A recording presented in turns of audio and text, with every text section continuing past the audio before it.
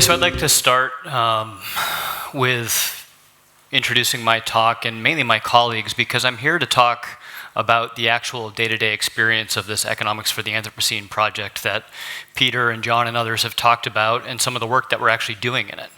And it would be remiss if I didn't mention the 4 colleagues of mine that are working on the thinking and ideas that I'm going to talk about, so their names are up here. But now that I've done that, I want to start maybe with a little bit of provocation and profanity as prelude, and hopefully this will set up some of the ideas we're going to talk about here. So there's a famous quote that's often paraphrased in the managerial sciences and in bureaucracy that is attributed to Lord Kelvin, who's famous for the 3rd most popular system of measuring temperature. So the quote goes something like, "I often say that when you can measure what you are speaking about and express it in numbers, you know something about it.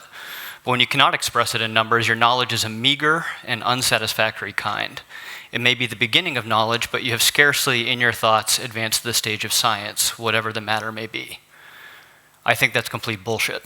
I think this line of reasoning is pervasive in our sort of technocratic society that we live in, and is in fact a lot of what has contributed to bringing us to the point of the brink that you've learned about in all of our presentations about the Anthropocene.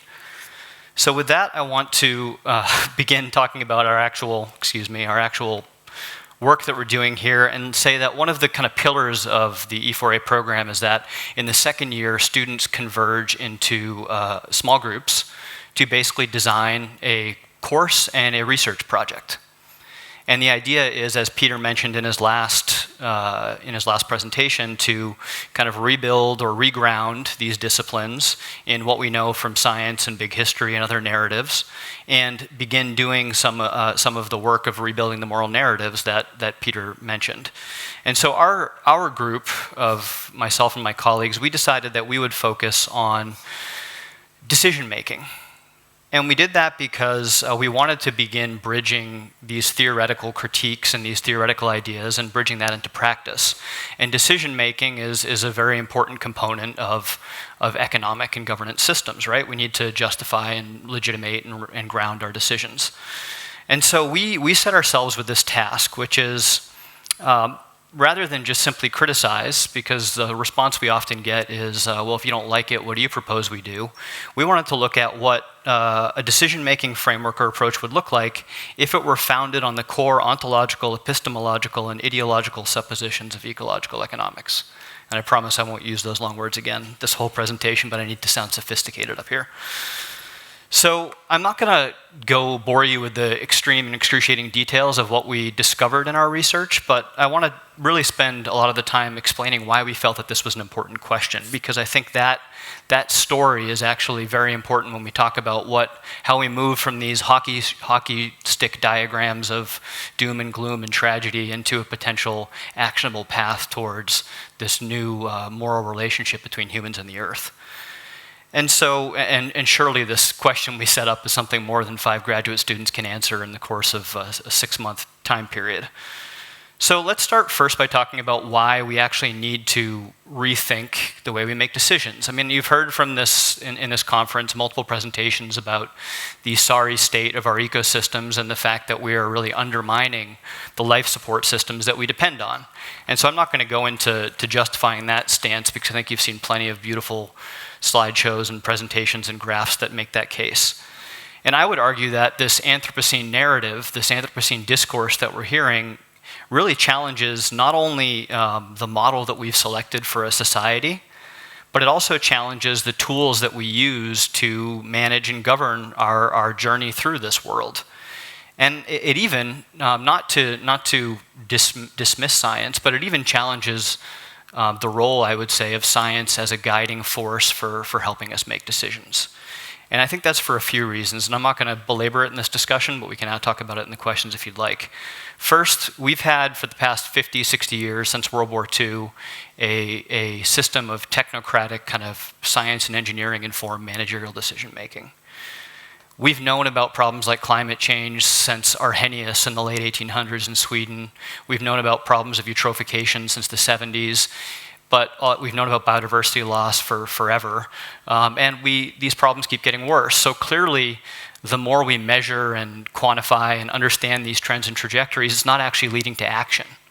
And so this isn't to say that we don't need to do those measurements, but it suggests that maybe there's a problem in the broader structure in which we're actually making our decisions. Additionally, these new forces, this kind of big disruption, the great acceleration, et cetera, represents a new relationship between us, our other members of our species, and other species in the world. As Peter made a good point, I mean, we now live in an era where every action we take has immediate repercussions and impacts on other species, on other humans, and frankly on the future and our progeny. And so in this era of globalized interconnectedness, of complexity and connectivity and compression of space and time, we really need to think very carefully about the implications of the decisions we make. And if you follow David Christian's argument from Monday, we as a society are faced with some tremendously important decisions that require, rather than I think he used the sledgehammer or whatever the expression was, require a scalpel. And so this basically puts us at a point where we have a tremendous responsibility. So clearly our decisions matter. So if you take that premise, then what do we actually discover when we decided to look at how we make decisions and how that decision-making framework aligns with the premises of ecological economics? Well, the first thing is when I talk about making decisions, we're not talking about the decisions that you and I make as consumers or as citizens or this kind of methodologically individual world of decision making by atomistic individuals. What we're actually focused on and interested in is decision making, particularly by public institutions. So by the institutions that are intended to represent and embody the public will and have historically played a major role in shaping the trajectory of our society and of correcting the failures of the market, of providing public goods, of doing many of the things that are of incredible importance in the Anthropocene.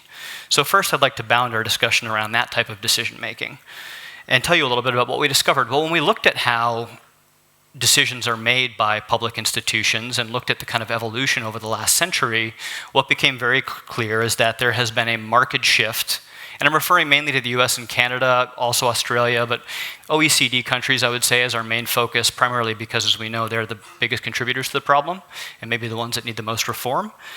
But we found that over the past 50 years, 100 years, there's been this marked shift towards a more managerial, technocratic mode of decision-making, where less and less of the decisions that shape and guide our society are made in debate among legislatures, among Congress, et cetera, but they're rather being made in back rooms by experts, by engineers, by economists, by the technicians. And so some would call, in political science, they call this a bit of a hollowing out of democracy, and I think there's definitely an element of that. But it also, there's other sociological phenomenon going on. During the last 60, 70 years, we've made tremendous technological progress, and that's really given weight to the opinions of scientists, engineers, and economists, and many other technicians. And the reality is that you could argue, and I think we do argue as we understand that things are very complex and the rise of complexity science, that the decisions we make have ever more complicated interrelationships with other phenomenon. And so from one perspective, the recourse to experts to guide our decisions makes a lot of sense. And this is really quite clear if you look at the trajectory in the rules that govern our society. It used to be that when a regulation was debated in Parliament and passed, it became law. Now in the US, we've seen the rise with the executive order that Reagan signed.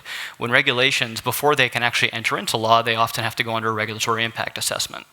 And that impact assessment includes things like cost-benefit analysis and other analyses that basically shape and determine whether or not that expression of the political will of the people actually is considered legitimate and valid technically, and whether it merits going forward.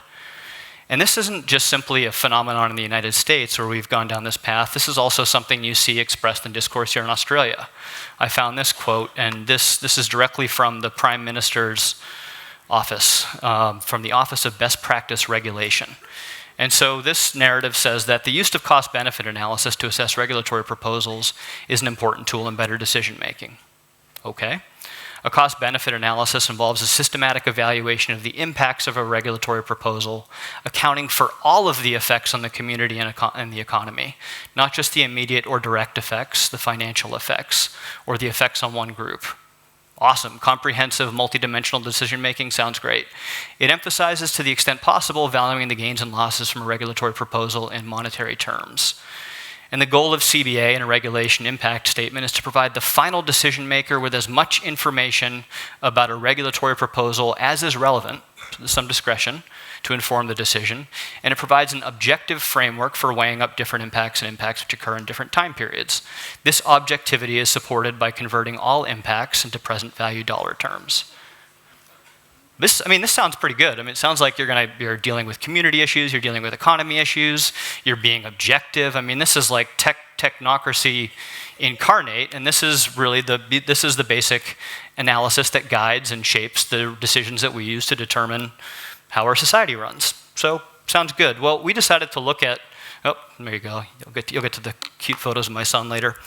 But we decided to look at this in more great detail and say, all right, well, this method that seems so wonderful and has risen to increasing prominence in many of our richest, most developed, in quotes, societies, how do the assumptions and the practice of these methods align with some of the concepts we've discussed in this conference and some of the principles of ecological economics? I'm not going to make the case for ecological economics and why we think it's a better fit for the Anthropocene. I think John made that case well on Wednesday, and Peter elaborated a little bit over the past presentation this morning. But I want to look at just a few of our findings, because our findings are really quite fascinating. So one of the things we looked at is this notion of weak or strong sustainability. It's an important discourse, and strong sustainability is really the foundation of ecological economics. Strong sustainability suggests that, as we've learned in this conference, ecosystems are complicated. They produce multiple benefits and services for humans. They have attributes and emergent properties that we don't understand. They're subject to thresholds and nonlinear dynamics. And hence, we can't treat them as simple technical forms of capital that we can easily substitute out for man-made capital, right? That's the premise of strong sustainability. Well, this is completely ignored by cost-benefit analysis, because the whole premise of the model is that you get everything down into a single commensurable unit. That to do this cost-benefit calculation, you have to have all your costs, all your benefits in units of dollars. And then you do the simple math and you come out with a decision about whether the costs outweigh the benefits or the benefits outweigh the costs, and that is supposed to inform how you go forward with your decision making. This sounds great, except for this basically forces you to take things that are incredibly complicated, that we don't necessarily understand, that may have nonlinear dynamics, and so the impact of that next incremental unit may actually send you across some catastrophic threshold we don't understand, and put them all into a simple unit that basically implies that all of those costs and benefits are substitutable and they can be compensated for by dollars. So this clearly is a problem if you think about it from the ecological economics perspective. Another core assumption of this cost-benefit model, which we use for deciding whether or not to go forward with regulations, is the idea that humans are rational actors. And you heard from John on Wednesday that this is something that's being questioned not only by radical heterodox economists from ecological economics and other fields, but also by the mainstream. The mainstream has realized that humans are not rational, which, no surprise, you've all met other humans, and that this model really isn't a very good model for understanding human behavior. And part and parcel with the rational actor model is this idea that we have preferences that are fixed, that are fully formed, and that, as I mentioned earlier, can be measured in dollars. There's some problems here if you think about things from an ecological economics world. First, this idea that we have preferences that are fully formed, it implies that we understand exactly how valuable and important something is and what its loss or its increased presence would matter for us. This may be true if you talk about toothbrushes or bananas or something that we regularly interact with in a market setting, but it's probably not the case when you start talking about a loss of a species or loss of a forest or degradation in water quality, BOD or something like that. Humans we don't interact with these in a market setting, and we don't necessarily have a good sense of how valuable they are and how valuable they should be in dollar terms. And so this creates some complications. First, if you don't have a lot of time and effort to do a cost-benefit analysis, you're going to tend to count the costs and count the benefits that are already reported in dollars. So automatically, you're privileging economic considerations.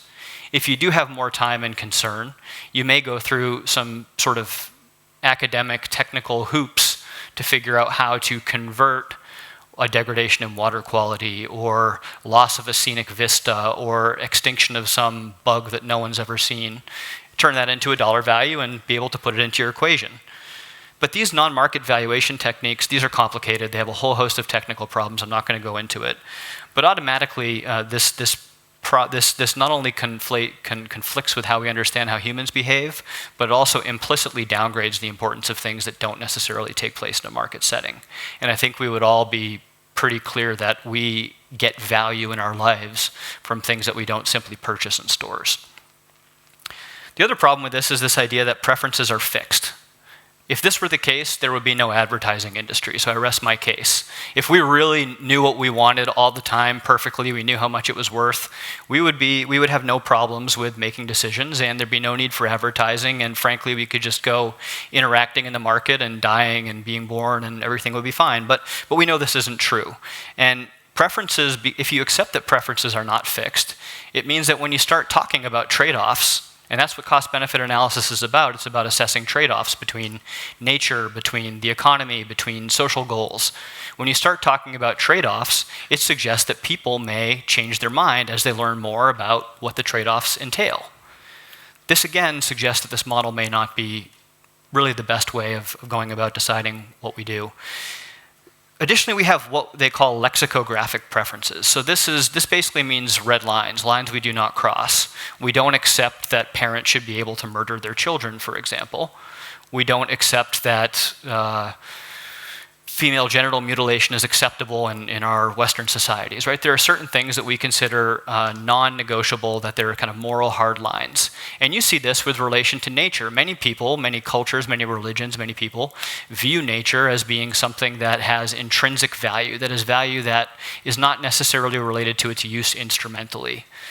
When you start talking about these things, some people, you look I've worked in the northern Amazon on projects, and you've got sacred waterfalls. You just don't mess with that sacred waterfall. No amount of money is going to compensate the local community for the damage of that sacred waterfall. When you start talking about these things, forcing every element of a decision into a framework of monetary valuation starts to become quite problematic. A few other things we discovered in our assessment of cost-benefit analysis and a lot of the other technocratic decision-making processes that are used is that they, as it says here on the screen, the objectivity is supported by converting all impacts into present value dollar terms. The whole arc of the big history narrative is that our generation and our next few years of our lives is nothing in the grand scheme of things. And we recognize this. We care about our progeny. We care about the future. We don't want the scenic vistas, the coral reefs, the other things in our world that we have experienced and drawn pleasure from to be lost to the future. I think most humans understand this intuitively, and this suggests that this time preference, this discounting of the future to fit something into a technocratic means of calculation, again, is probably not an actually very good representation of how we value things, what we value, and whether or not we want to preserve them.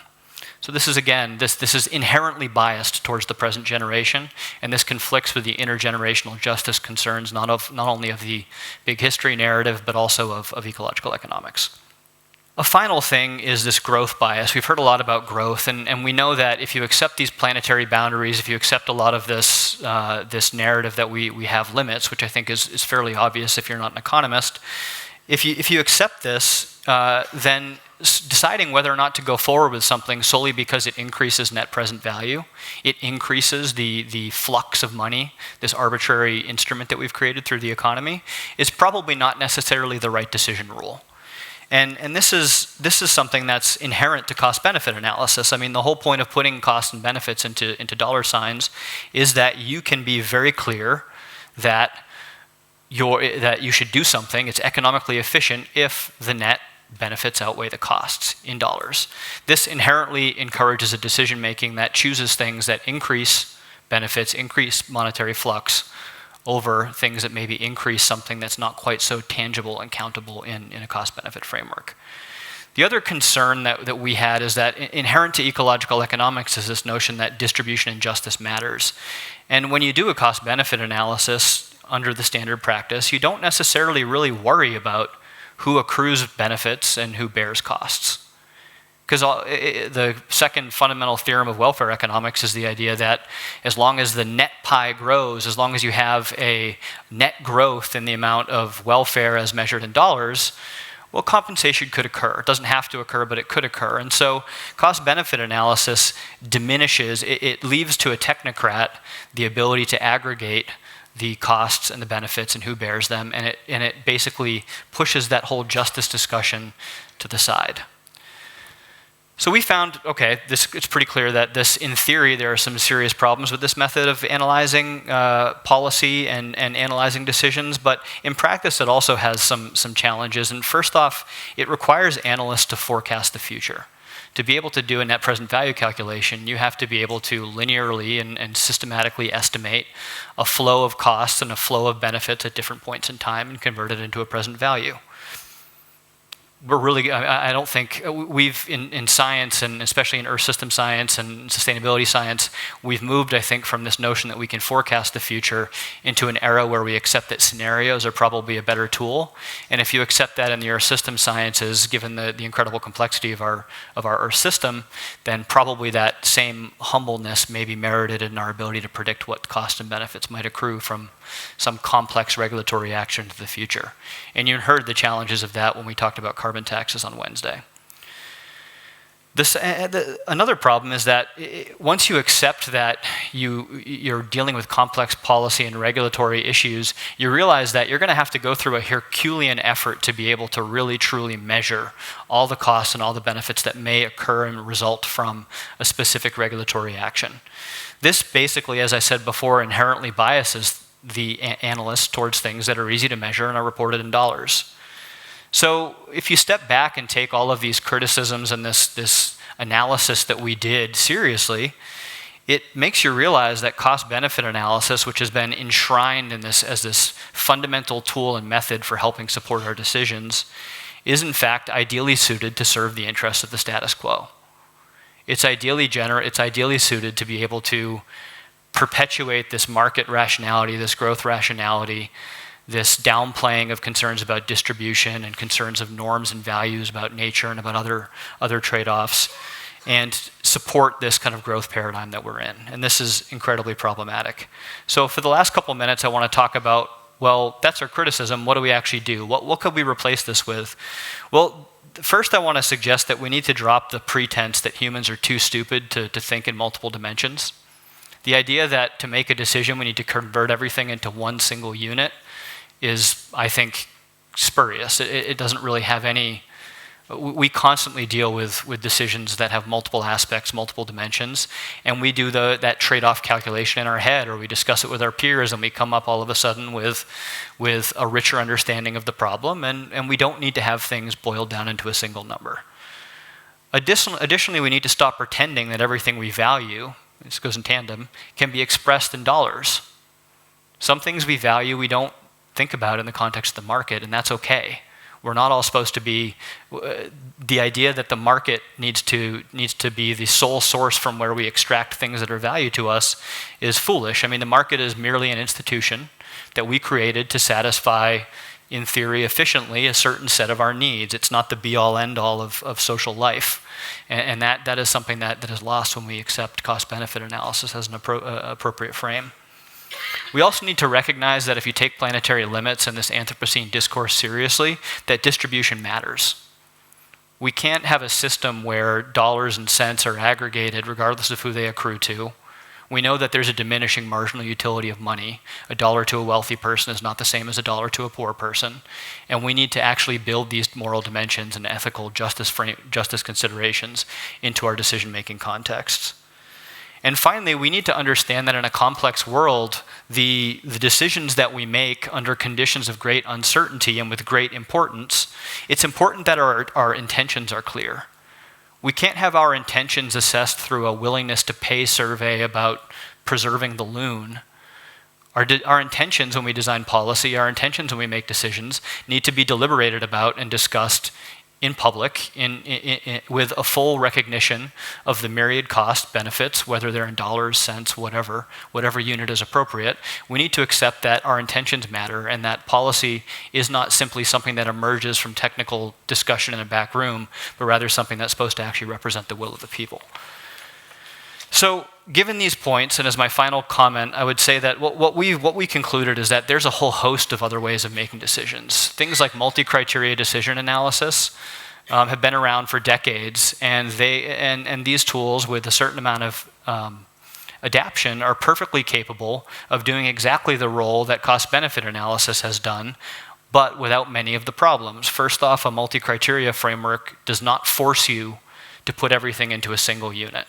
So when you're talking about loss of biodiversity, that gets treated as loss of biodiversity, not as the hypothetical value that a tourist was willing to pay to go to a park where that species may have been viewed for 30 seconds.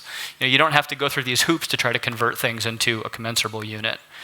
Similarly, if we accept that preferences aren't fixed, that we're social beings, that we understand what's important and value through discussion and deliberation, a framework that leaves value calculations to a back room is really not appropriate. What we need to do is that, especially when we're talking about things with complex moral dimensions, complex normative dimensions, and tremendous uncertainty and import, we need to actually let people back into the decision-making process.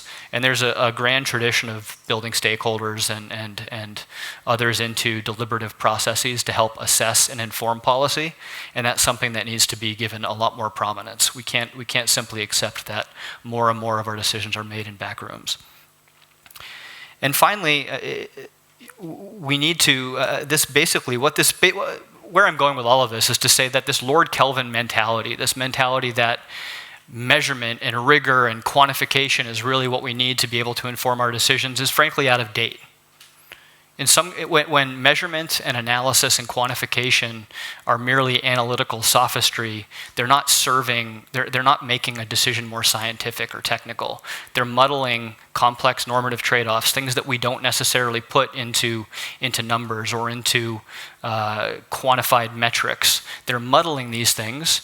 They're hiding them, and they're doing it under the guise of being more rational. And frankly, what the result of this has been administrative and bureaucratic structures that have, in some cases, taken on a life of their own and gone outside the control of the people, us, that created them. And so I guess I would say that as a kind of final remark, in the Anthropocene, given the challenges that we're faced, we need to basically understand and discuss and consider the normative dimensions of our discussions. We can't simply accept that growth, that technical trade-offs done by mathematicians are acceptable. We have to actually acknowledge that there's a serious justice dimension, there's a serious normative dimension to the decisions and the policies we make. And this suggests that we need to have governance mechanisms and decision-making processes that, rather than mask complexity for the sake of calculation, allow us to make our moral intentions clear.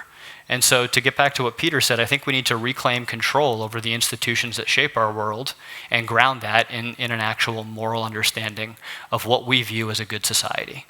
And so with that, I will end with thanks and a hopeful remark that if the next generation can figure out child-proofing, hopefully they'll figure out climate change, because we haven't done it.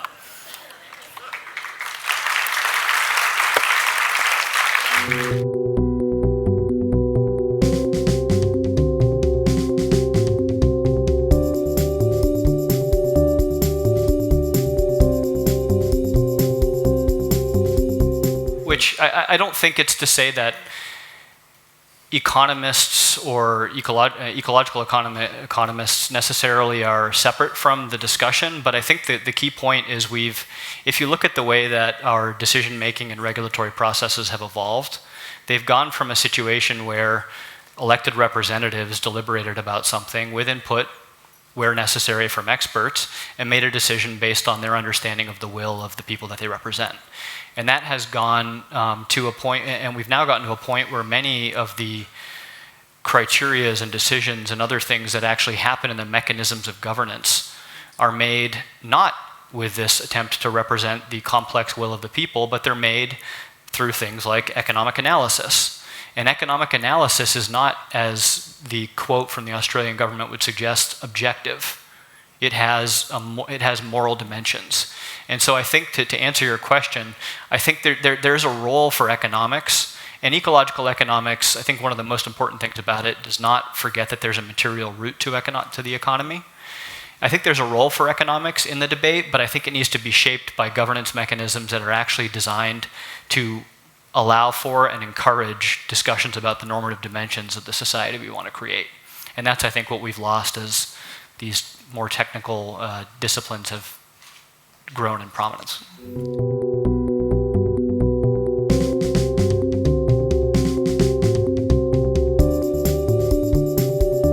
That is the challenge we face. I mean, even if you ignore the global nature of many of our problems, even at the local and national scale, the lack of clear guidance and a discussion about where we're going, it still holds. But I think, if anything, you get from the big history narrative and from this kind of Anthropocene discourse is the sense that we no longer can function at those smaller scales without some broader consideration of the whole. And so I think you're absolutely right. I don't have an answer, but I think that gap or that absence that you're mentioning is very troubling and is something that should and absolutely be a core research objective of not only economics for the Anthropocene, but also for the Big History Institute and any governance scholars out there. Thank you. Join me, thank you, Michael.